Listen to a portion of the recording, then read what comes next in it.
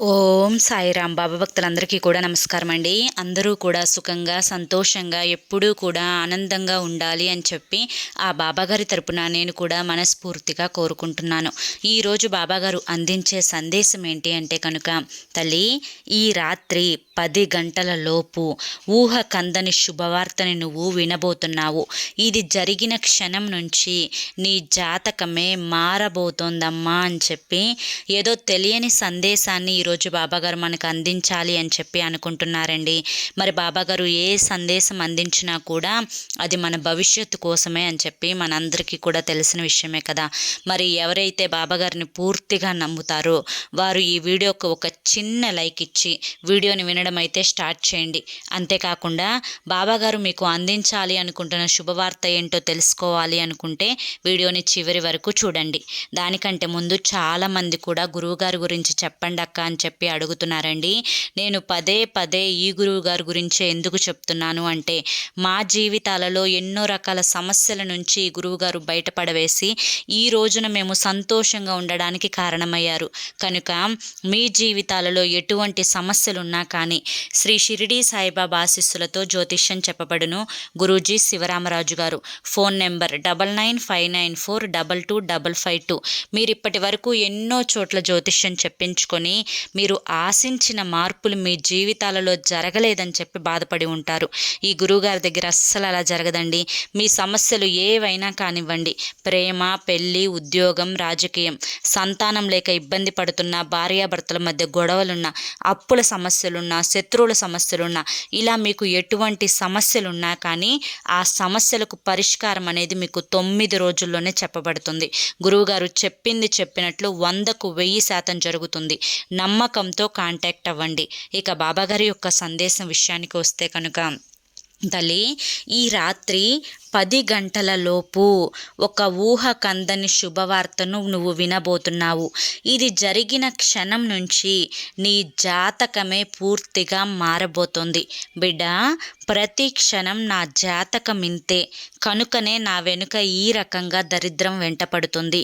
నేను ఏ పని చేసినా కూడా అది నాకు కలిసి రాదు. నేను ఏమైపోతానో చివరికి అని చెప్పి భయమేస్తుంది అని చెప్పి ప్రతి క్షణం కూడా బాధతో ఆ క్షణాన్ని గడుపుతున్నావు. ఆనందం లేకుండా నీ జీవితానికి ముగింపు చెప్తావా చెప్పు తల్లి. నీది నిండు నూరేళ్ల సుఖమయ జీవితం. ఈ ఉన్న చిన్న జీవితాన్ని ఎంతో ఆనందంగా అనుభవించాలే తప్ప ఎప్పుడూ కూడా సర్వం కోల్పోయినట్లు అసంతృప్తితో బ్రతకకూడదు. అసలు నీ గురించి ఏం జరుగుతుందో ఒక్కసారి చెప్తాను, జాగ్రత్తగా విను తల్లి. ఏ రోజైనా కానీ టెన్షన్ లేకుండా రోజును గడిపావా చెప్పు. ప్రతి క్షణం కూడా ఏమవుతుందో, ఏం జరుగుతుందో, నా ఆరోగ్యం ఏమైపోతుందో, నా బిడ్డల భవిష్యత్ ఏంటో, అసలు నాకు ముందు ముందు నా చేతుల్లో డబ్బు ఉంటుందా, ఈ ఖర్చులేంటి, ఈ ఆలోచనలేంటి, అసలు నేను ఒక స్థితిలో ఉన్నానా లేనా, ఇలా ఎన్నో రకాలైన టెన్షన్లు నీ మనసులో అలజడి రేపుతూ ఉంటే నువ్వు ప్రశాంతంగా ఎలా నిద్రపోతావు చెప్పు. ఈ టెన్షన్లన్నీ కూడా నువ్వు పెట్టుకోవడం వల్ల జరిగే రోజుని ఏదైనా ఆపగలుగుతావా? జరిగిపోయిన రోజుని ఏదన్నా తిరిగి తీసుకురాగలుగుతావా? ఇది ఏది నీ చేతుల్లో లేనప్పుడు, నీ ఆలోచనలను నీ చేతిలో పెట్టుకునే శక్తి నీకు ఉన్నప్పుడు అనవసరమైన ఆలోచనలు ఎందుకు ఆలోచించుకుంటున్నావో నీకైనా తెలియాలి తల్లి. ఇది కేవలం ఈరోజు నీ గురించి మాత్రమే నేను మాట్లాడతాను. ఎందుకంటే నీకు నువ్వు ముఖ్యం కాకపోవచ్చు, కానీ నా భక్తురాలు నాకు ముఖ్యమే. నా భక్తురాలు నడవడిక అనేది సరిగ్గా లేనప్పుడు సరైన దారిలో పెట్టే ప్రయత్నం చేయడం నాది ఏ మాత్రం తప్పు కాదు. కనుక నిన్ను సరైన దారిలో ఈరోజు పెట్టే వెళతాను. నీకు శుభవార్తను అందించే వెళతాను. తల్లి, జాగ్రత్తగా విను. అనవసరమైన విషయాలకు టెన్షన్ పడి నీ ఆరోగ్యాన్ని పాడు చేసుకోవద్దు. అదేవిధంగా నీ జీవితానికి అర్థం లేకుండా చేసుకోవద్దు. మనసుని ప్రశాంతంగా ఉంచుకో. కాసేపు రోజు ఒక అర్ధగంట ధ్యానంలో కూర్చో. నీకు నచ్చిన వారితో మాట్లాడు. నీకు నచ్చిన మాటలు విను. నీకు నచ్చిన పాటలు విను. నీకు నచ్చినట్లుగా దైవాన్ని స్మరించుకో. ఒకరోజు ఒక పూట అయినా దీపారాధన చేసే ప్రయత్నం చేయి. మనసంతా సర్దుకుంటుంది. ఇన్ని సంవత్సరాలు అలజడి చెందిన మనస్సు కాబట్టి ఒక్కరోజు 2 రోజుల్లో నువ్వు మార్చుకోలేకపోవచ్చు. కాస్తంత సమయం పట్టినా కూడా నా మనసుని నేను సంతోషంగా ఉంచుకోవాలి అనే గట్టి నిర్ణయాన్ని ఈరోజే తీసుకో. అర్థమైందా తల్లి? నువ్వు ప్రశాంతంగా నిద్రపోయి ఎన్ని రోజులైంది? ఎన్ని రోజుల, ఎన్ని నెలల, ఎన్ని సంవత్సరాల? సంవత్సరాలు కూడా గడిచే అవకాశం ఉందమ్మా ఈ రకమైన టెన్షన్లు నువ్వు మనసులో పెట్టుకుంటే. కనుక ఈ జీవితంలో నువ్వు ఆనందంగా, ఆరోగ్యంగా, నువ్వు నచ్చినవన్నీ కూడా సంపాదించుకోవడానికి నీ ఆరోగ్యం నీకు ముఖ్యం. నీ ఆరోగ్యం కోసం సరైన తిండి, సరైన ఆహారం, సరైన నిద్ర, సరైన ఎక్సర్సైజు అనేది నీ యొక్క బాడీకి అవసరం అని చెప్పి నేను నీకు గుర్తు చేస్తూ ఉన్నాను. కనుక నా మాటను మాత్రం నువ్వు పెడచెవిన పెట్టవద్దు. తల్లి, ఈ జీవితంలో ఈ బంధాలు శాశ్వతం కాదు, ఈ డబ్బు శాశ్వతం కాదు. నిజానికి మాట్లాడుకోవాలి అంటే కనుక నీకు నువ్వే శాశ్వతం కాదు. మరి ఏది శాశ్వతం కాని ఈ జీవితం కోసం ఎందుకు ఇంత ఆలోచన చెప్పు? ఉన్న జీవితాన్ని ఉన్నన్ని రోజులు సంతోషంగా, నచ్చినట్లుగా, ఆనందంగా గడిపిన వారే కదా తల్లి నిజమైన తెలివైన వారు అనిపించుకుంటారు. మరి నువ్వు తెలివైన దానివా, తెలివి తక్కువ దానివా? నువ్వే ఆలోచించుకోవాలి తల్లి. నీ వారితో ఎక్కువ సమయాన్ని కేటాయించు. ఎందుకంటే నీ వారితో నువ్వు తక్కువ సమయాన్ని కేటాయిస్తున్నావు. నీకు అనవసరమైన ఆలోచనలతో ఎక్కువ సమయాన్ని కేటాయిస్తున్నావు. నీకు అనవసరమైన ఆలోచనలు నీ మెదడులో నుంచి తొలగిపోవాలి అంటే నీ వారితో నువ్వు ఎక్కువ సమయాన్ని గడుపుతూ ఉండాలి. బాబా, నేను ఇంట్లో ఒంటరిగా ఉంటాను బాబా. నేను ఒంటరిగా ఉన్నప్పుడు పిచ్చి పిచ్చి ఆలోచనలన్నీ కూడా నా మనసుని పాడు చేస్తున్నాయి. వాటి వల్ల నా ఆరోగ్యం కూడా దెబ్బతింటూ ఉంది అని చెప్పి అంటున్నావు కదా తల్లి. నీ చేతిలో ఫోన్ ఉంది కదా, నీ రక్త సంబంధికులు ఉన్నారు కదా, నీ తల్లి, నీ తండ్రి ఉన్నారు కదా. వారితో రోజుకు నువ్వు ఎంతసేపు మాట్లాడుతున్నావు? ఎక్కువ సమయాన్ని నీ యొక్క టైంపాస్కి వాడుకుంటున్నావా, లేదా నీ వాళ్ళతో గడపటానికి వాడుకుంటున్నావా? ఒక్కసారి ఆలోచించు. ఒకవేళ నువ్వు టైంపాస్కి వాడుకుంటే నీ ఆలోచనలు పెరిగే అవకాశం ఉందమ్మా. కనుక నీ యొక్క ఆలోచనలను నువ్వు నియంత్రించుకోవాలి అంటే కనుక నీ వారితో ఎక్కువ సమయాన్ని గడిపే ప్రయత్నం చెయ్యి. ఎందుకంటే ఈ ప్రపంచంలో నిన్నుగా ఇష్టపడేవారు, నీ నుంచి ఏ స్వార్థం లేకుండా ఆశపడేవారు, నువ్వు చల్లగా కలకాలం ఆరోగ్యంగా ఉండాలి అని కోరుకునేవారు నీ రక్త సంబంధికులు, నీ తల్లిదండ్రులు మాత్రమేనమ్మా.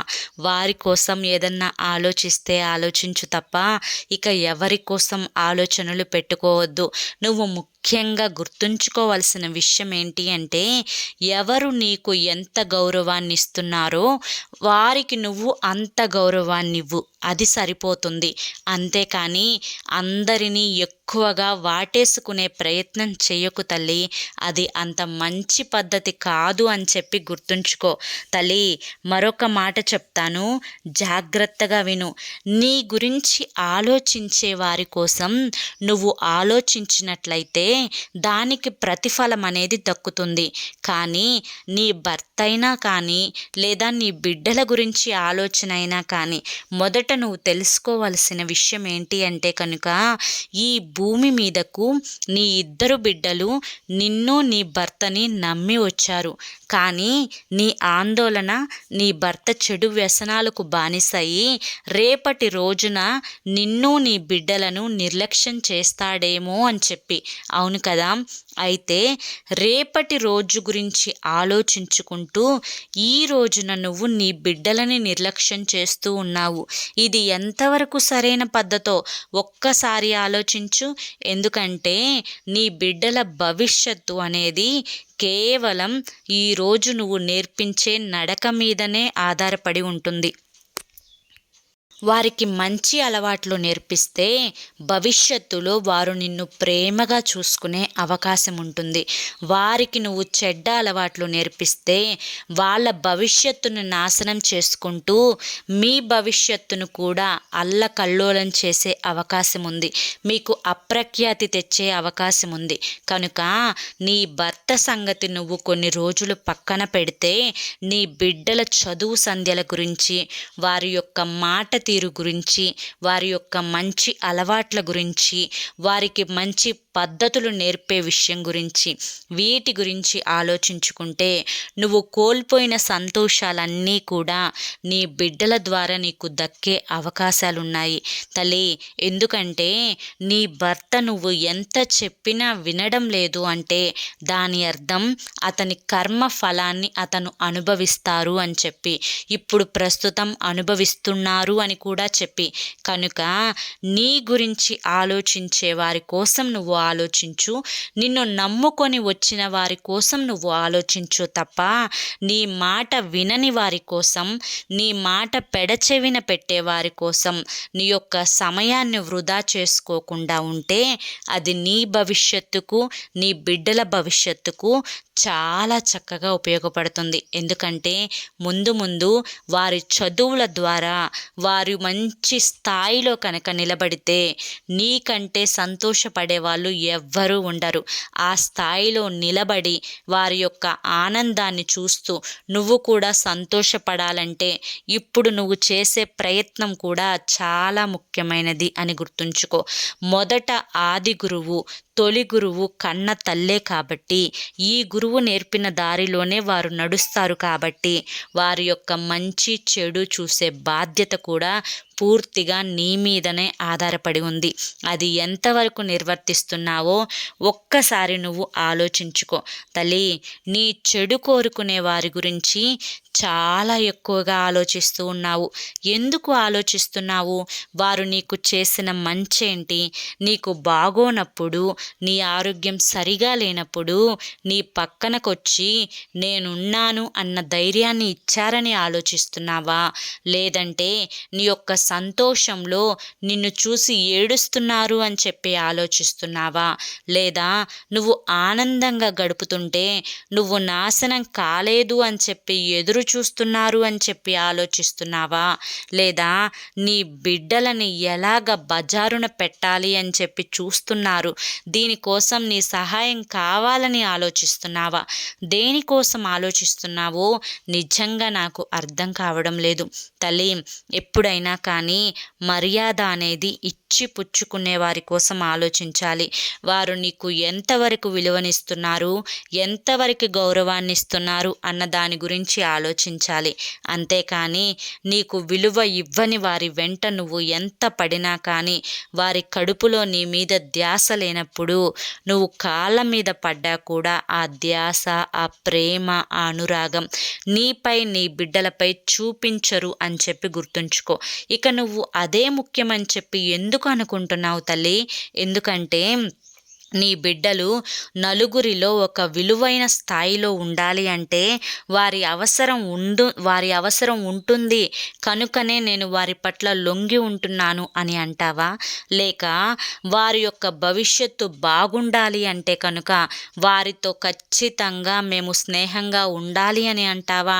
అయితే ఒకటి చెప్తాను, నేను జాగ్రత్తగా విను తల్లి. ఎందుకంటే ఇప్పటి వరకు నీ వాళ్ళు అయిన వారు నీతోనే ఉన్నారు. నీ వాళ్ళు కాని వారు ఎప్పటికైనా నిన్ను వెతుకుతూనే ఉంటారు. అది నీ దగ్గర డబ్బు ఉన్నా, నీ దగ్గర ప్రేమ ప్రఖ్యాతులు ఉన్నా, పేరు ఉన్నా, పలుకుబడి ఉన్నా నిన్ను వాళ్ళు వేలెత్తి చూపిస్తూనే ఉంటారు. వారికి తెలియని విషయం ఏంటి అంటే కనుక, ఒక ఏలు నీ వైపు చూపిస్తుంటే 4 ఏళ్ళు వారి వైపు భగవంతుడు చూపించేలా చూస్తాడు. ఇది ఒక్కటి తెలుసుకుంటే చాలు. అన్నీ సరిగ్గా జరగాలి అంటే కనుక మొదట నువ్వు క్రమశిక్షణగా ఉండాలి. నీ బిడ్డల భవిష్యత్తు పట్ల జాగ్రత్తగా ఉండాలి. అప్పుడే ఇప్పుడు నిన్ను చా అన్నవారే రేపటి రోజున నీ ఇంటి చుట్టుపక్కలకు తిరిగేలా నేను చూస్తాను. తల్లి, లేని దానికోసం ఎప్పుడూ ఆలోచించవద్దు. ఉన్నదాన్ని ఎలా జాగ్రత్త చేసుకోవాలి అని మాత్రమే ఆలోచించాలి. ఈ యొక్క ఆలోచన అనేది నువ్వు దాన్ని కనుక వదిలేస్తే నిన్ను దహించి వేస్తుంది అని గుర్తుంచుకో. కనుక ఆలోచన అనేది ఒక లిమిట్లోనే ఉండాలి. ఏది కూడా అతిగా ఆలోచించకూడదు. ఏది కూడా అతిగా పట్టుకోకూడదు. ఎక్కడివి అక్కడ వదిలేస్తేనే అందరికీ మంచిది అని చెప్పి గుర్తుంచుకో. తల్లి, నీవు వినాలి అనుకుంటున్న శుభవార్తని ఈరోజు రాత్రి 10 గంటల లోపు నీకు వినిపించేలా చూస్తాను అని చెప్పాను కదా. అయితే అదేంటా అని చెప్పి ఆలోచిస్తున్నావు కదా. తల్లి, నీకు ఒక ప్రశాంతకరమైన వాతావరణాన్ని కలుగచేయబోతున్నాను. నీ మనసుకి ఒక ఊరటని కలుగచేయబోతున్నాను. నీకు ఒక మంచికైనా, ఒక చెడుకైనా, లేదా ఒక పని చేయాలి అన్నా, లేదా ఏదైనా నీ యొక్క అవసరాన్ని తీర్చుకోవాలి అన్నా నీకు ధనం అనేది చాలా అవసరం. ధనం విలువ నీకు ఇప్పటికే అర్థమైపోయి ఉంటుంది. కానీ ఆ ధనం విలువ బిడ్డలకి అర్థమయ్యేలా చేయి తల్లి. ఎందుకంటే ఇప్పటి నుంచి నువ్వు ఏ పని చేసినా కూడా అందులో విజయాన్ని నేను అందించబోతున్నాను. తల్లి, ఊరికినే కూర్చుంటే ఏ డబ్బు నీ దగ్గరికి రాదు. కష్టపడితేనే వస్తుంది. ఎవరు ఎన్ని చెప్పినా, ఎన్ని మాటలు చెప్పినా నీ శ్రమ లేనిదే నీ చేతికి రూపాయి రాదు అని గుర్తుంచుకో. కనుక నువ్వు శ్రమించు, కష్టపడు. దానికోసం నువ్వు 100% ఇచ్చినప్పుడు ఫలితాన్ని మాత్రం భగవంతుడికి వదిలేసేయ్. అది ఎంతవరకు ఆ ఫలితాన్ని నీకు ఇవ్వాలో భగవంతుడు ఇస్తాడు. కానీ కష్టమే ఫలితాన్ని అందిస్తుంది అని చెప్పి గుర్తుంచుకో. నువ్వు ఎదురు చూస్తున్న దాంట్లో ఎప్పటి నుంచో కోరుకుంటున్న ఒక కోరిక అనేది నీకు ఈరోజు రాత్రి 10 గంటల లోపు తీరబోతుంది. దాన్ని నువ్వు చక్కగా చేజిక్కించుకొని ఎంత సంబరంగా దాన్ని వాడుకుంటావో అంత ఆనందాన్ని నీకు అది ఇచ్చి వెళ్తుంది అని గుర్తుంచుకో. తల్లి, ఈ చిన్న చిన్న కష్టాలను చూసి భయపడవద్దమ్మా. నువ్వు ధైర్యంగా ఉండాలి.